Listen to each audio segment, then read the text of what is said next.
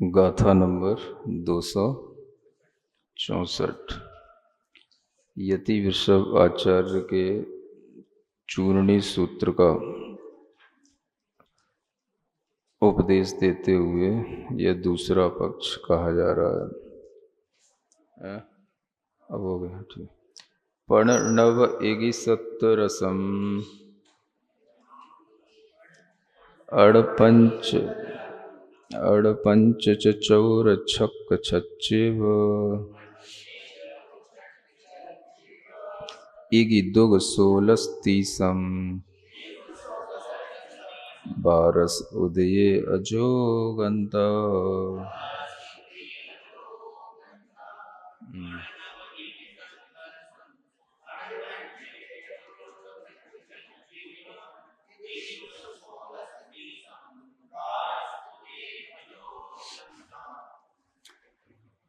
अब यहाँ पर जो पिछले उपदेश से और इस उपदेश में जो अंतर है वो लगभग पहले और दूसरे गुणस्थान के विषय में ही है। जो पिछला मत था वो पुष्पदंत और भूतबली आचार्य के अनुसार था।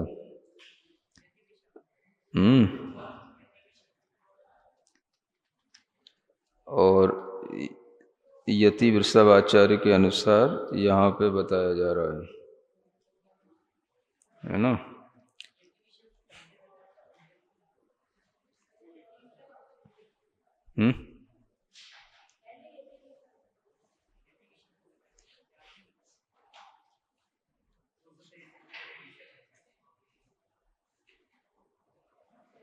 नहीं, वो तो सठखंडागम के अनुसार है।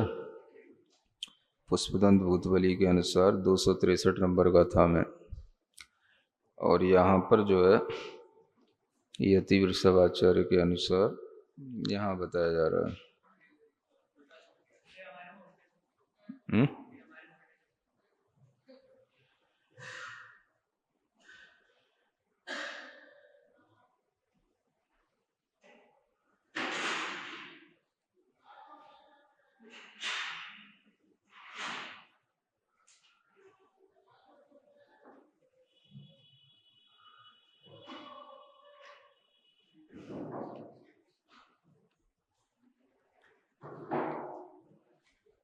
जो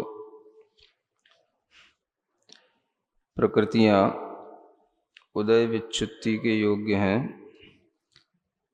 वो पहले गुण स्थान में और दूसरे गुण स्थान में कुछ अंतर को प्राप्त हैं। पहले गुण स्थान में उदय विच्युति 10 प्रकृतियों की पहले बताई थी और यहाँ पर अब जो बताने जा रहे हैं वो 5 प्रकृतियों की बता रहे हैं।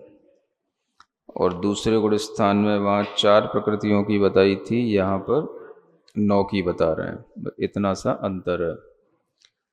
तो वो मिलाकर के तो 10 और 4 14 ही होनी है। 5 और 9 14 हो जाएंगे। इतना ही।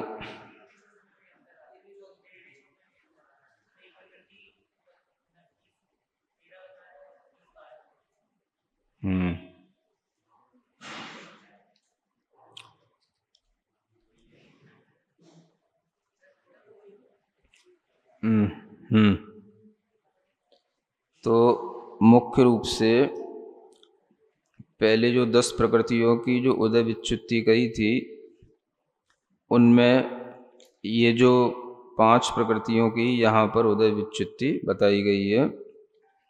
तो उसमें 1 इंद्री, 2 इंद्री, 3 इंद्री और 4 इंद्री, ये 4 और 1 स्थावर है ना, इनकी विच्युति इस गाथा के अनुसार पहले गुण स्थान में न होकर के दूसरे गुण स्थान में होती है। ये अंतर है। सासाधन गुण स्थान, दूसरे गुण स्थान में इनकी विच्युति होगी। इसलिए दूसरे गुण स्थान में 9 प्रकृतियों की विच्युति कही और पहले गुण स्थान में 5 प्रकृतियों की यहाँ विच्युति कही। ये यहाँ पर विशेष अंतर है। और इसके अलावा एक अंतर, बाकी सब वही है। और 13वें 14वें गुण स्थान में, यहाँ पर पहले 13वें गुण स्थान में 29 प्रकृतियों की थी, यहाँ पर 13वें गुण स्थान में 30 प्रकृतियों की उदय विच्युति है। और 14वें में 13 की थी, यहाँ पर 12 की है।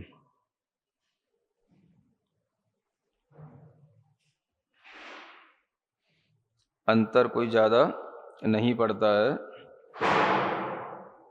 जो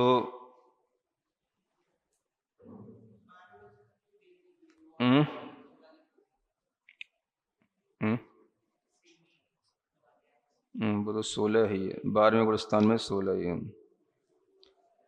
तो ये साता और असाता का जो अंतर आ जाता है उस अपेक्षा से है कि नाना जीवों की अपेक्षा से साता या असाता का उदय जो है वो 14वें गुण स्थान तक माना जाता है।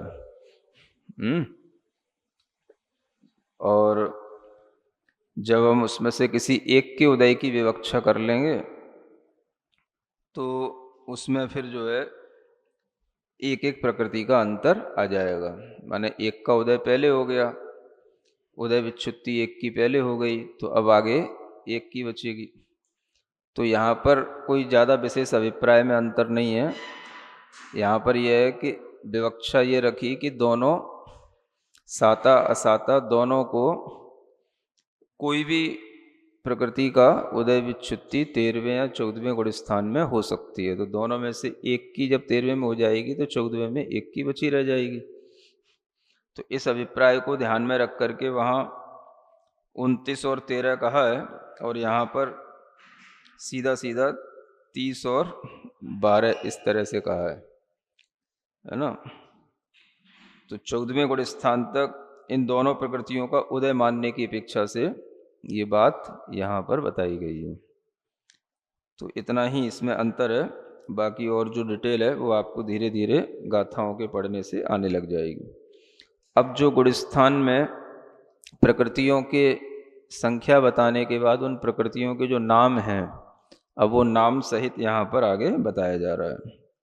मिच्छे मिच्छा दावम सुहमतियम सासणे अड़े इंदी थावर वीलम मिस्से मिस्संचय उदयवो छिन्ना।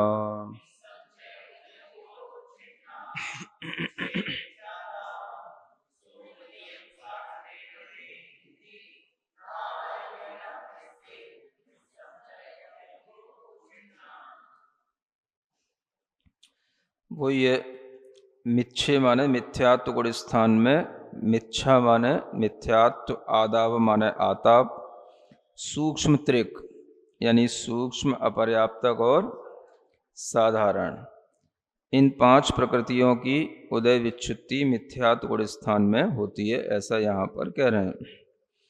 तो जो 5 प्रकृतियों की उदय विच्युति जहाँ बताई उसके अनुसार है ना। फिर सासणे सासादन गुण स्थान में अण इंदी यानी अनंतानुबंधी, अण से ले लिया, अनंतानुबंधी कसा है 4, और ए इंदी से हाँ जो वो 5 प्रकृतियां थीं, 1 इंद्री, 2 इंद्री, 3 इंद्री, 4 इंद्री और स्थावर। तो ऐसी ये 5 और 4 9 प्रकृतियां यहाँ पर उदय विच्युति इनकी होती है। तो इससे ये बताया गया कि दूसरे गुण स्थान में यहाँ पर 9 प्रकृतियों की उदय विच्युति मानी है, यानी दूसरे गुण स्थान तक 1 इंद्री, 2 इंद्री आदि इन कर्मों का उदय रहता है। सासदन गुण स्थान वाला जीव भी 1 इंद्री होता है, 2 इंद्री होता है, 3 इंद्री, 4 इंद्री होता है और स्थावर होता है। और पिछले मत के अनुसार केवल मिथ्या दृष्टि जीव ही 1 इंद्री और विकलेंद्री होता है। इस तरह से ये जो अंतर है वो यहाँ पर बताया जा रहा है। तो इतना ही बस, ये दोनों मतों में अंतर है ना। गास्था 264 और 200 65 उससे पहले वाली 263 के, इनमें अंतर आएगा ना।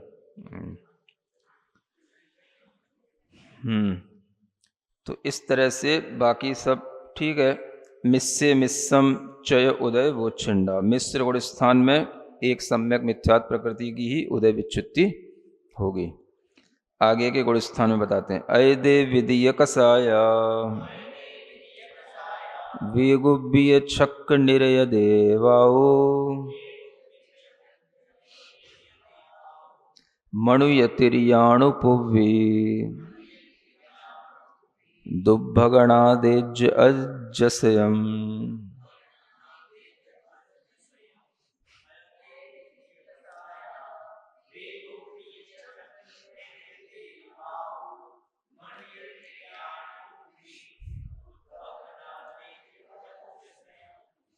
अब कहते हैं अयदे माने जो चौथा गुण स्थान है, आयतनाचार वाला असंयत गुण स्थान, उस गुण स्थान में विदीय कसाया अप्रत्याख्यानावरण 4 कसायों की उदय विच्युत्ति होगी। तो जहाँ पर ये उदय विच्युत्ति बताई जा रही है, उससे ये भी समझ लेना कि इन प्रकृतियों का उदय भी इन गुण स्थानों तक ही रहेगा। तो ये तो आपको पता ही है कि अप्रत्याख्यानावरण कसाय का उदय चौथे गुण स्थान तक ही रहता है ना। अनंतानुबंधी कसाय की मुख्यता से पहले 2 गुण स्थान होते हैं और तीसरा चौथा गुण स्थान अप्रत्याख्यानावरण कसाय की मुख्यता से होते हैं। तो अप्रत्याख्यानावरण कसाय, क्रोध मान माया लोभ, ये चारों ही कसाएं चौथे गुण स्थान में उदय विच्युत्ति को प्राप्त होती हैं और वहीं तक इनका उदय भी रहता है। तो इस तरह से उदय का जो ये प्रकरण है, ये आपको सरलता से समझ में आता जाएगा। इससे आपके दिमाग में ये बैठ जाएगा कि किस प्रकृतियों का उदय किस गुण स्थान तक होता है। तो उदय से ही उस गुण स्थान तक उनका फल, जो कर्म विपाक है, वो अनुभव में आता है। तो इसी तरीके से वेगुब्बीय छक्क, तो वेगुब्बीय छक्क का मतलब वैक्रियक षट्क, वैक्रियक शरीर संबंधी 6 प्रकृतियां। तो वैक्रियक शरीर भी आएगा, वैक्रियक शरीर अंगोपांग भी आएगा, और नरक गति भी आएगी, देव गति भी आएगी, नरक गत्यानुपूर्वी भी आएगी, देव गत्यानुपूर्वी आएगी, और नरक आयु और देवायु भी आएगी, तब 6 होंगी, है ना।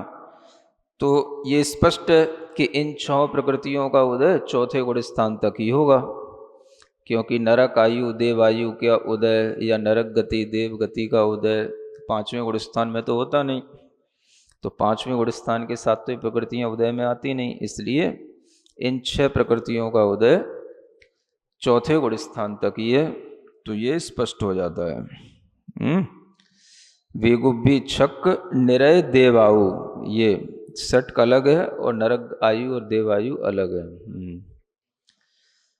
हाँ, तो वैक्रियक शरीर, वैक्रिय शरीर अंगोपांग, नरक गति देव गति, नरक गत्यानुपूर्वी देव गत्यानुपूर्वी, ये वैक्रियक षट्क हो गए, और नरक आयु देवायु ये अलग से लिखी है। मणुव तिर्याणुपूर्वी, ऐसे ही मनुष्य आनुपूर्वी, मनुष्य गत्यानुपूर्वी और तिर्यंच गत्यानुपूर्वी, ये भी चौथे गुण स्थान तक ही इन गत्यानुपूर्वी का उदय रहेगा, क्योंकि गत्यानुपूर्वी का उदय विग्रह गति में होता है। तो कोई भी जीव मनुष्य गत्यानुपूर्वी के साथ चौथे गुण स्थान में मनुष्य गति में उत्पन्न हो सकता है ना। नारकी जीव भी मनुष्यों में उत्पन्न होते हैं, देव भी सम्यक दृष्टि मनुष्यों में उत्पन्न होते हैं। तो उनके सम्यक दर्शन के साथ मनुष्य गत्यानुपूर्वी का उदय भी हो सकता है ना। और तिर्यंच गत्यानुपूर्वी का भी उदय चौथे गुण स्थान तक ही रहेगा। सम्यक दृष्टि जीव तिर्यंचों में भी उत्पन्न होते हैं, छायक सम्यक, है ना, भोग भूमि की अपेक्षा से वो तिर्यंचों में भी उत्पन्न होते हैं। तो इस तरह से यह तिर्यंच गत्यानुपूर्वी का उदय भी चौथे गुण स्थान तक ही रहेगा। तो ये दोनों गत्यानुपूर्वी ये हो गई। दुर्भग अनादेज अज्जसयम, दुर्भग है, अनादे है और अयश कीर्ति है। इन प्रकृतियों का उदय भी चौथे गुण स्थान तक ही रहता है ना। अब ये बड़ी कर्म कांड के अनुसार कर्म सिद्धांत की ये विचित्र बात है ना। दुर्भग का, अनादेय का, है ना। तो दुर्भग का मतलब है मतलब हाँ, शुभ नहीं, शुभ अशुभ तो अलग होता है। एक दुर्भाग्य के साथ भी लिया जाता है दुर्भग। और अनादेय का मतलब ग्रहण करने योग्य नहीं, प्रीति करने योग्य नहीं, ऐसा चौथे गुण स्थान तक संभव है। और अयश कीर्ति भी चौथे गुण स्थान तक संभव है।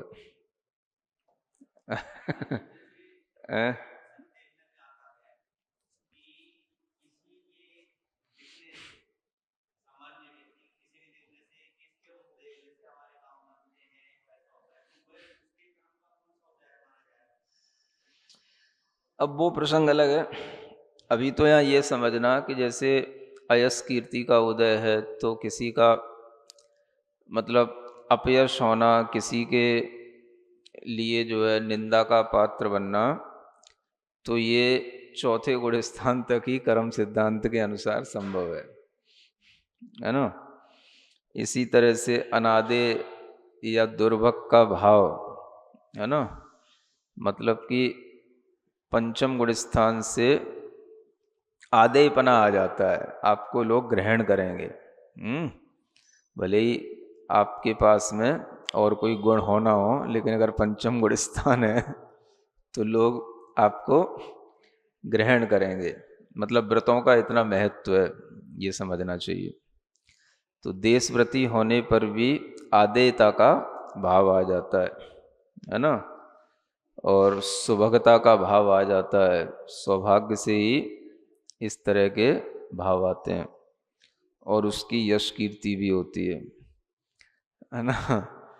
तो पंचम गुण स्थान से तो पहले तक चौथे गुण स्थान तक इस तरह से तीनों प्रकृतियों का उदय बताया है, आगे नहीं बताया। तो ये 17 प्रकृतियां असंयत गुण स्थान में उदय से विच्छिन्न होती हैं, ये यहाँ पर बता दिया गया। सब मिला के कितनी हो गई? 17 प्रकृतियां हो गई। ऐसे करके आगे देशे तदीय कसाया तिरिया उज्जोवणी च तिरिय गदी छठे आहार दुगम थीड़तियम उदय भोच्छिन्ना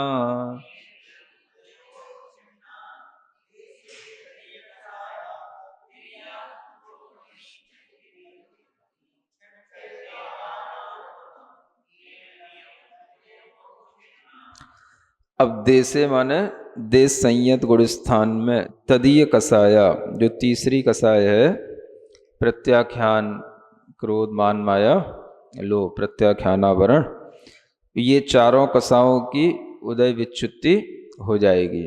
क्योंकि प्रत्याख्यान का उदय मात्र 5वें गुण स्थान तक ही रहता है। तो ये यहाँ पर उदय भी है और उदय विच्युति भी है। ऐसे ही तिर्यंचायु, इसकी भी 5वें गुण स्थान तक ही उदय रहता है। तो कोई भी तिर्यंच है तो पंचम गुण स्थान तक की प्राप्ति कर सकता है। तिर्यंचायु के उदय के साथ पंचम गुण स्थान हो सकता है। तो इस तरह से इससे यह तिर्यंचायु की बात भी हो जाती है। और उज्जोव यानी उद्योत नाम कर्म है ना, ये भी पंचम गुण स्थान तक ही, देश विरत जो गुण स्थान है वहीं तक ये रहता है। उद्योत नाम कर्म के उदय के साथ है ना, जो शरीर होता है वो तिर्यंच गति में ही होता है, तो वो भी जो है इसी के साथ आ जाता है। और नीच गोत्र और तिर्यक गति, ये भी त्रियंच गति तो है ही, त्रियंच आयु के साथ त्रियंच गति का उदय भी पंचम गुण स्थान तक ही है, ये भी उसके बाद उदय विच्युत्ति हो जाएगी। और नीच गोत्र माने नीच गोत्री जीव भी पंचम गुण स्थान तक को प्राप्त कर सकता है ना। वैसे देखा जाए तो त्रियंच आयु या त्रियंच गति के साथ नीच गोत्र ही चलता है। हाँ, तो त्रियंच आयु की अपेक्षा से भी देखें तो नीच गोत्र जो है वो पंचम गुण स्थान तक ही चलता है। तो इस तरह से नीच गोत्र के साथ में भी यह पंचम गुण स्थान बन जाता है।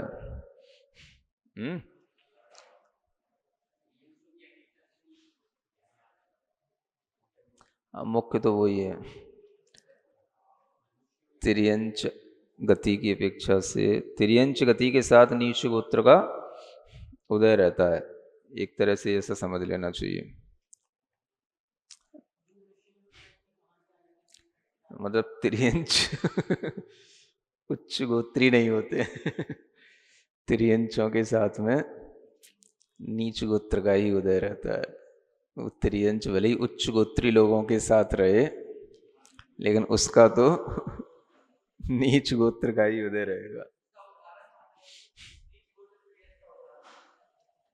सभी तिर्यंच नीच गोत्र के ही साथ होते हैं ना, सभी तिर्यंच। तो कोई भी तिर्यंच अगर पंचम गुण स्थान को प्राप्त कर भी लेगा तो उसका गोत्र तो नीच गोत्र ही रहेगा, ये कहने का मतलब नीच गोत्र नाम कर्म का उदय ही रहेगा, नीच गोत्र कर्म का उदय है, गोत्र कर्म का उदय।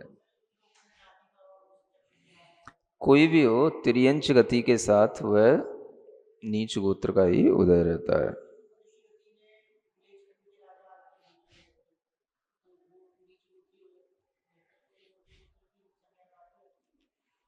हाँ, उनके लिए मतलब संयम आने से, छठवां गुण स्थान आने से, सातवां गुण स्थान आने से फिर उन म्लेच्छादि राजाओं का गोत्र परिवर्तन भी हो जाता है, वो उच्च गोत्री हो जाते हैं।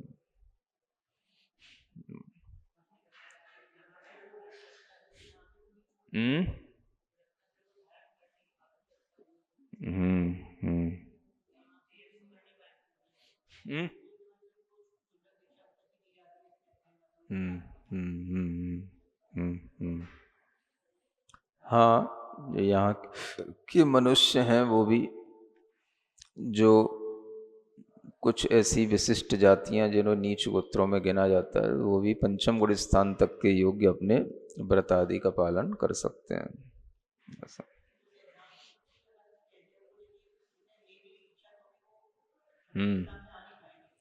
नहीं तो कुछ विशेष के लिए निषिद्ध भी है, जो अत्यंत निम्न जाति होती है उसके लिए निषिद्ध भी है, पंचम गुण स्थान से ऊपर महाव्रत देने का निषेध भी है। तो इस तरह से ये चीज़ें आपके लिए है ना, काम की चीज़ें हैं याद रखने के लिए। उदय काम की चीज़ होती है, क्योंकि उदय में उसको फल मिलता है।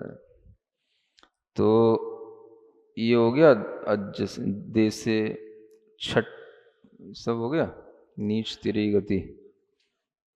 फिर ये छठे आहार दुगम, छठवें गुण स्थान में आहार द्विक का उदय विच्छुत्ति हो जाएगी, ये तो स्पष्ट है ही है।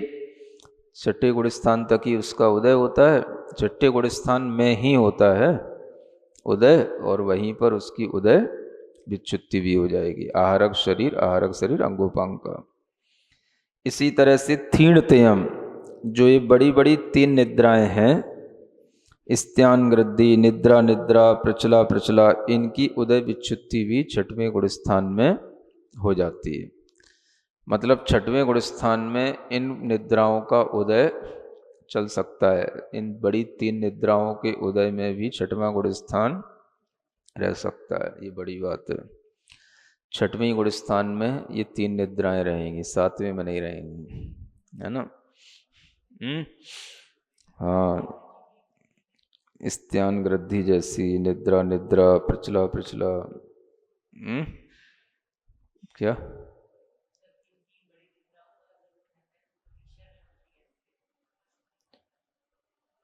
अब दीक्षा मिलेगी तो छठवें गुण स्थान तक तो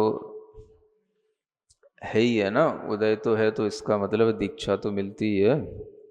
अब वर्तमान में कोई न दे तो वो अलग बात है, खतरा मोल कौन लेना चाहे। खतरनाक काम है ना ये, मुनि बन के कहीं भी, है ना, स्त्यान गृद्धि के उदय में कुछ भी अपराध करके आ जाए तो वो खतरनाक काम है ना। लेकिन छठवें गुण स्थान तक ये चल सकता है, इसके साथ भी भावलिंग रह सकता है, कहने का मतलब ये। इतनी खतरनाक निद्राओं के साथ भी भावलिंग रह सकता है, ये बड़ी चीज है, इसको कहते हैं भावलिंग।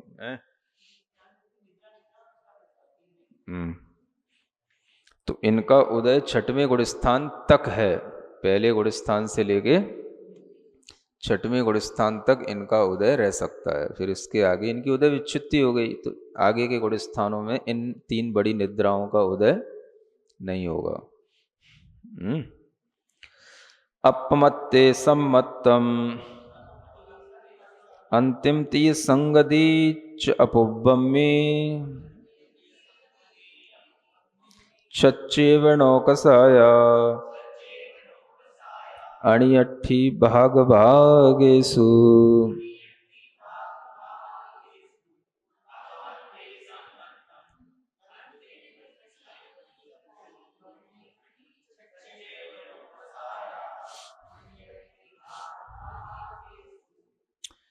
कहते हैं अपमत्ते सम्मत्तम, जो सम्यक्त प्रकृति है इसका उदय सप्तम गुण स्थान तक ही रहता है, उसके आगे इसका उदय नहीं रहता। तो इसकी भी उदय विच्छुत्ति 7वें गुण स्थान में कही जाएगी, क्योंकि सप्तम गुण स्थान तक ये वेदक सम्यक दर्शन या क्षयोपम सम्यक दर्शन बना रहता है। उसके आगे वो या द्वितीयोपम सम्यक दृष्टि हो जाएगा या चाहे एक सम्यक दृष्टि होगा, तो सम्यक प्रकृति का उदय उसमें नहीं रहता। इसलिए सम्यक प्रकृति का उदय 7वें अप्रमत्त गुण स्थान तक ही कहा है, इसको सम्यक्त मोहिनी कर्म कहते हैं।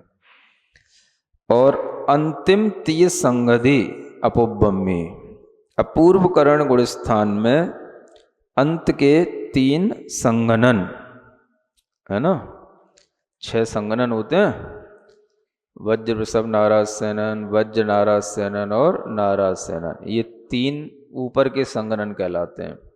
और इसके नीचे अर्धनाराज, कीलक सेनन और असंप्राप्ता श्रीपाटिका सेनन। तो इन 3 संगननों के साथ भी 8वें गुण स्थान तक जीव अपनी यात्रा कर सकता है। यानी 8वें गुण स्थान तक ये हीन संगनन 3 संगनन हो सकते हैं।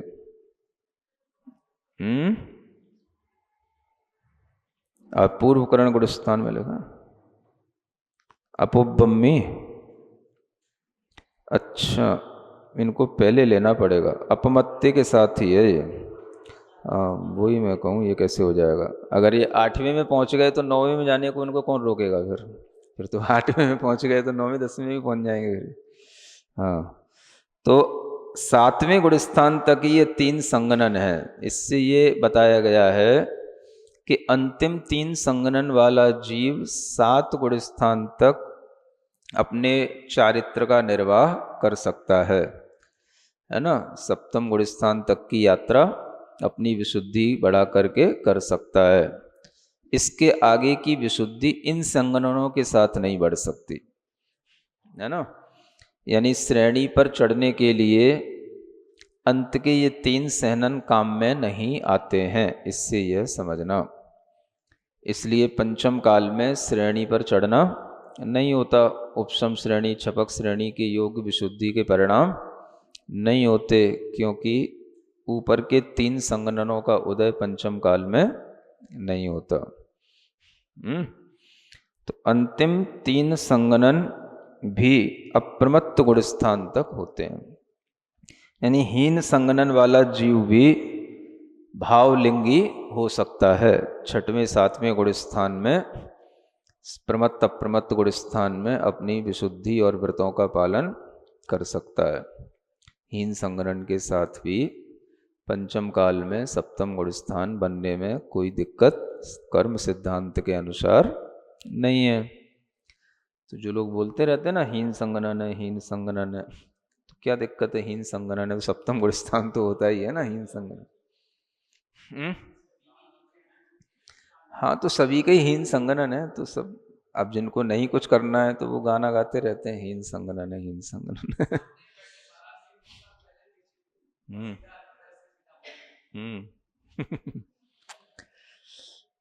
है।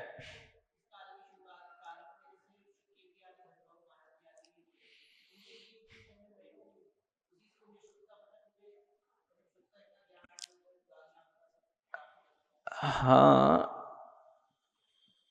जैसे जैसे काल बढ़ता जाता है ना, वैसे संगनन की भी क्वालिटियां जो होती है ना वो भी घटती जाती हैं। माने संगनन भी एक प्रकार के नहीं है ना, हर कर्म असंख्यात लोक प्रमाण प्रकार का होता है, तो उसके उदय भी उतने ही प्रकार के होंगे। तो आज से 200 साल पहले, 400 साल पहले, 1000 साल पहले, 2000 साल पहले, पंचम काल प्रारंभ होने से पहले या होने के तुरंत बाद भी संगनन एकदम से ह्रास को प्राप्त नहीं हो जाएगा ना। तो उस समय पर थोड़े संगनन हीन होते हुए भी वो उत्कृष्ट जो अच्छी क्वालिटी के होंगे वो तो होंगे ही, तभी तो अकेले रह कर के 8-8 दिन के उपवास के बाद पारणा को निकल जाते हैं। तो संगनन होता है तभी इस तरह से किए जाते हैं। हाँ, आचार्य शांति सागर जी भी हुए और उससे पहले भी अनेक अनेक ऐसे साधक हुए जिनके कोई नाम पते नहीं है, लेकिन रहे अच्छे संगनन वाले, तो करते रहते थे। तो ये संगनन, तीनों संगनन भी अनेक प्रकार के होते हैं, और आज जितना संगनन है आने वाले दिनों में होगा तो यही 3 संगनन, लेकिन आने वाले दिनों में और हालत खराब ही होनी है ना।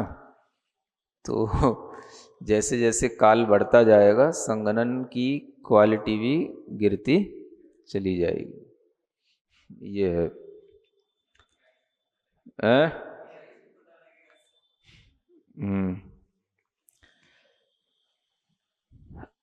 अब यहाँ कहते हैं अपुब्बम्मी छच्चेव नौ कसाया, ये इसके लिए है अपूर्व करण गुण स्थान में जो 9 कसाय हैं, 6 9 कसायों की उदय विच्छुत्ति हो जाती है ना। 9 कसाय में से 3 वेदों को छोड़कर बाकी की 6 9 कसायों की उदय और उदय विच्छुत्ति 8वें गुण स्थान तक होती है। यानी हास्य, रति, अरति, शोक, भय, जुगुप्सा, इनके उदय 8वें गुण स्थान तक रह सकते हैं। 8वें गुण स्थान में इनकी उदय विच्छुत्ति होने के बाद 9वें आदि गुण स्थानों में इनका उदय नहीं रहता। तो इनकी उदय विच्छुत्ति इस तरह से अपूर्व करण गुण स्थान में होती है। अब कुछ चीज़ों को तो अपन एक तरह से अनुभव से नहीं समझ सकते, जैसा सिद्धांत लिखा है उसी के अनुसार उनका उदय मानना पड़ेगा, है ना। अब ऐसा नहीं है कि हास्य नाम और रति नाम कर्म का उदय ध्यान में हो रहा हो और न अरति, शोक, भय, जुगुप्सा का तो कुछ कर्मों के उदय ऐसे होते हैं कि वो अपने मंद उदय के साथ वहाँ तक रह सकते हैं, लेकिन उनका फल आपको अनुभव में नहीं आएगा, न किसी दूसरे को वह दिखाई देगा। सत्ता की बात नहीं है, उदय की बात की जा रही है। उदय में भी 8वें गुण स्थान में तो वो ध्यान में लीन है ना, तो ध्यान में लीन है तो हास्य रति का उदय वहाँ क्या कर रहा है? तो उदय तो रहेगा, लेकिन वह 8वें गुण स्थान के अंत तक उसका इतना मंद उदय होगा कि वो उसे भी अनुभव में कुछ ऐसा नहीं आएगा, लेकिन उसका उदय वहीं तक है, इसके आगे नहीं है। तो इससे ये भी सिद्धांत जानना।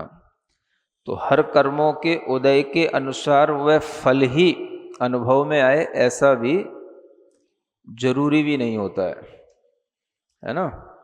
अभी निद्रा प्रचला का उदय तो और आगे तक बताया जाएगा।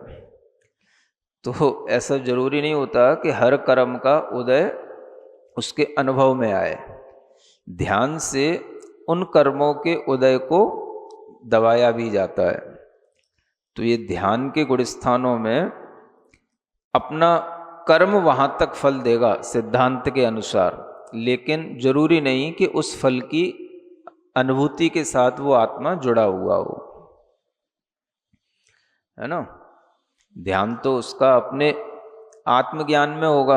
अब वहाँ पर अरति शोक क्या करेगी, भय जुगुप्सा वहाँ क्या है? तो वो इतना ही है, बस है कर्म का उदय है सिद्धांत के अनुसार, जो छूटते छूटते भी यहाँ तक छूट जाता है, ऐसा समझना चाहिए। जैसे किसी चीज़ का अंत होना होता है ना, तो दीपक बुझते बुझते भी थोड़ा सा भभक जाता है, रह जाता है, तो वो यहाँ तक रह जाता है बस।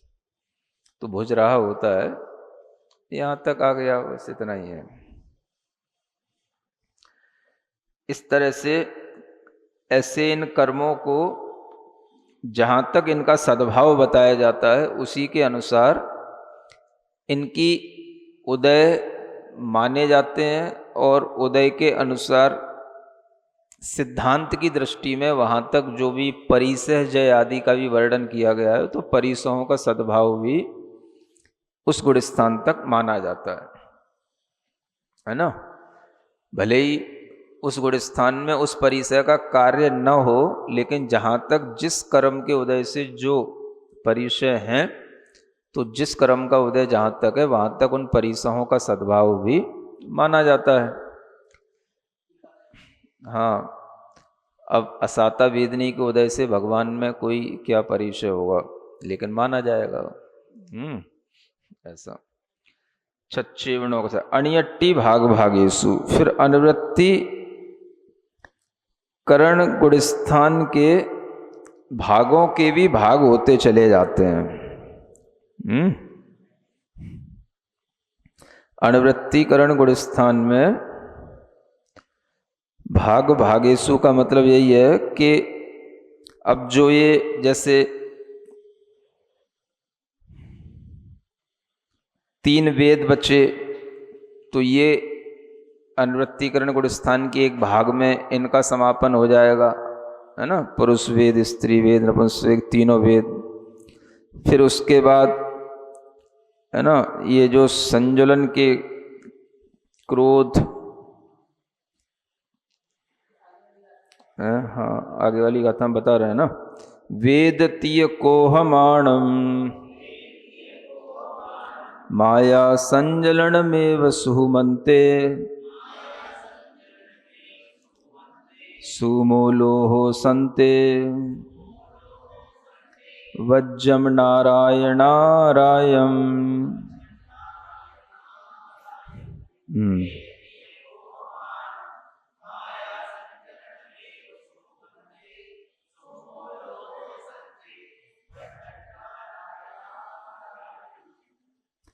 तो इस अनुवृत्तिकरण गुणस्थान में मुख्य रूप से तो 2 भाग हो जाते हैं, एक सवेद भाग कहलाता है और एक अवेद भाग कहलाता है। जहाँ तक वेदों का उदय रहे उसे कहते हैं सवेद भाग, और जहाँ वेदों का विनाश हो जाने के बाद जो गुणस्थान का पार्ट बचा रह जाता है वो कहलाता है अवेद भाग।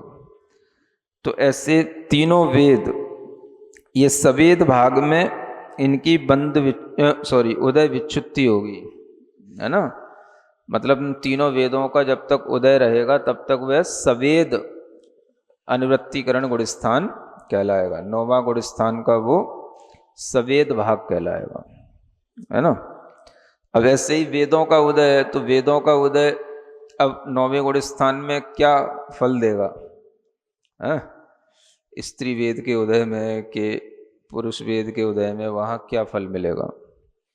तो वो सिर्फ सिद्धांत की अपेक्षा से उस वेद का उदय बताया गया है, वो मंद उदय वहाँ पर इतना हो जाता है कि उस वेद का कोई भी कार्य अनुभव में नहीं आएगा, और ध्यान के माध्यम से इन वेदों की मंदता, इनके उदय की मंदता कर दी जाती है। ऐसा तो वेद 3 हैं, ये सवेद भाग तक होंगे।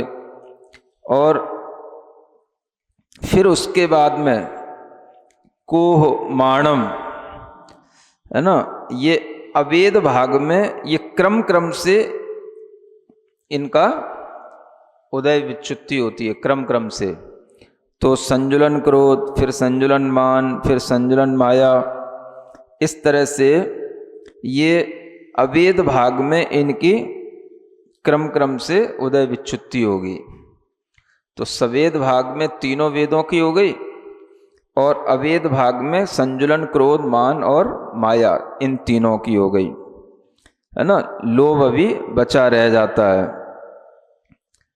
तो इस तरह से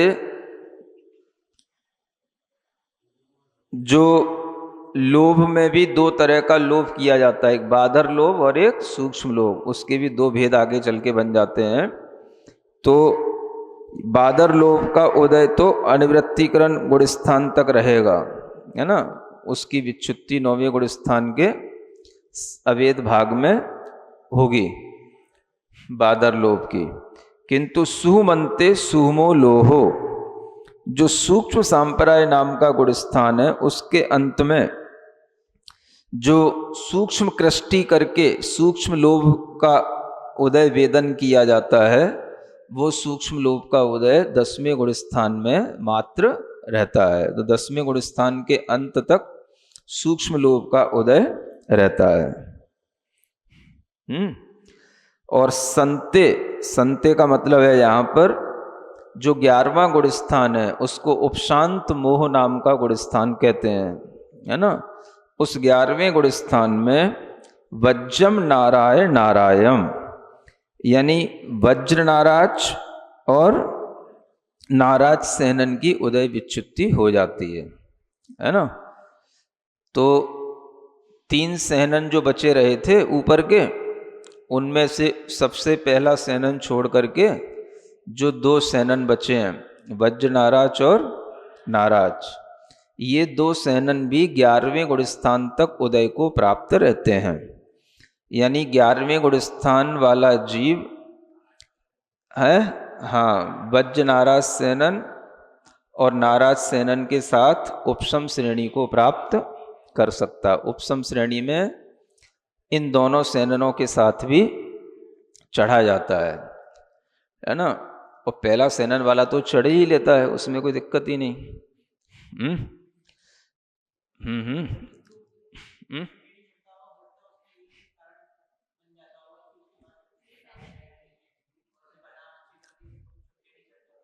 नहीं, वो तो ट्रैक ही गलत चला गया ना, वहां से तो लौटना ही है।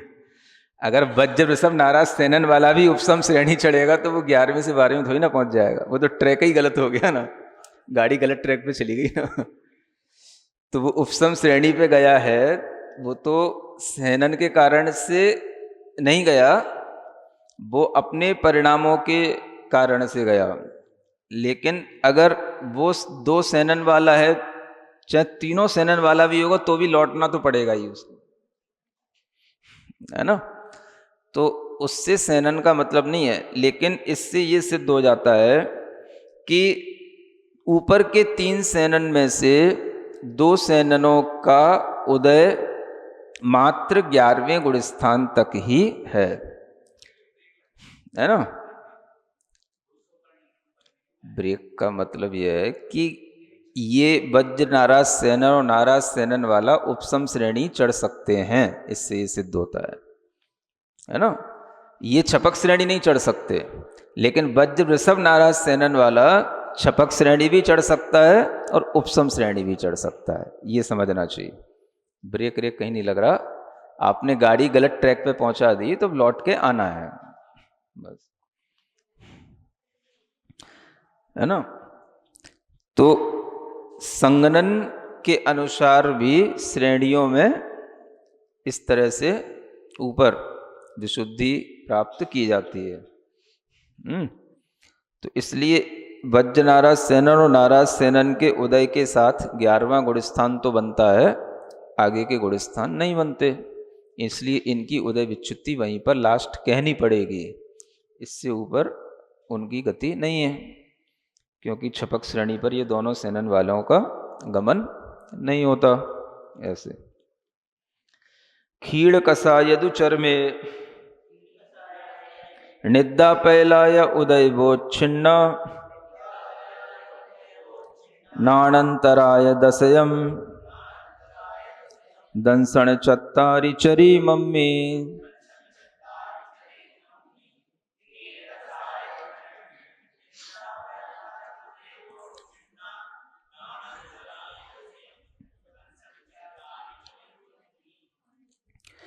खीड़ कसाय माने क्षीण कसाय, 12वें गुण स्थान के दुचर में, इसमें अलग अलग है ना भेद बनेंगे। 12वें गुण स्थान के अंतिम, हाँ, जो 2 समय रह जाते हैं उनमें से सेकंड लास्ट जिसको बोलते हैं उसको द्विचरम समय कहते हैं। जो लास्ट होगा उसको चरम समय कहेंगे और जो सेकंड लास्ट होगा उसको द्विचरम समय कहेंगे। क्षीण कसाय गुण स्थान भी अंतर्मूर्त के लिए होता है। उसके अंत में जो 2 समय बचे उनमें से द्विचरम समय में निद्रा पैलाय उदय वोच्छिन्ना, ये तो निद्रा प्रचला की उदय विच्युति यहाँ पर आकर के होती है, ये आपसे कह रहा था। तो इसका मतलब ये नहीं है कि निद्रा प्रचला का उदय ध्यान में भी 12वें गुण स्थान में चल रहा है। हाँ, तो कोई वहाँ पर निद्रा के उदय से जागृति का अभाव नहीं हो जाता है, लेकिन ध्यान के माध्यम से इन निद्रा प्रचला के उदय को इतना मंद कर दिया जाता है कि इनके उदय का प्रभाव उस ध्याता पर नहीं आता, फिर भी कर्म सिद्धांत के अनुसार इनका स्लाइटेस्ट उदय वहां पर बना रहता है ना। तो इसलिए 12वें गुण स्थान तक निद्रा प्रचला का उदय है द्विचरम समय तक।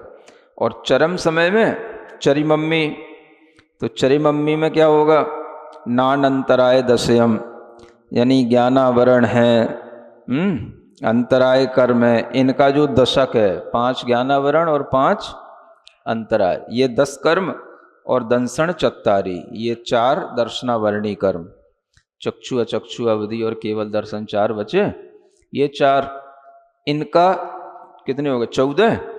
इन 14 कर्मों की उदय विच्युति एक साथ चरम समय में 12वें गुण स्थान में हो जाएगी, है ना। तो 12वें गुण स्थान में इन 14 कर्मों का एक तरफ से उदय विनाश होगा और उदय की विच्युति के साथ ही इनको 13वें गुण स्थान में ज्ञानावरण आदि का अभाव होने से केवल ज्ञान की उपलब्धि हो जाएगी। कुछ नहीं होता, गाथा बनाने के लिए होता। ज्ञानावरण और अंतराय कर्म, इन दोनों को मिला करके 10 और 10 4 दर्शनावरणी कर्म। तो 12वें गुण स्थान के चरम समय में कितनी प्रकृतियां हैं, 10 और 4 14 अंतिम समय में और 2 द्विचरम समय में। तो टोटल 12वें गुण स्थान में 16 प्रकृतियों की उदय विच्युति होती है, ये यहां पर बताया गया है। ठीक है।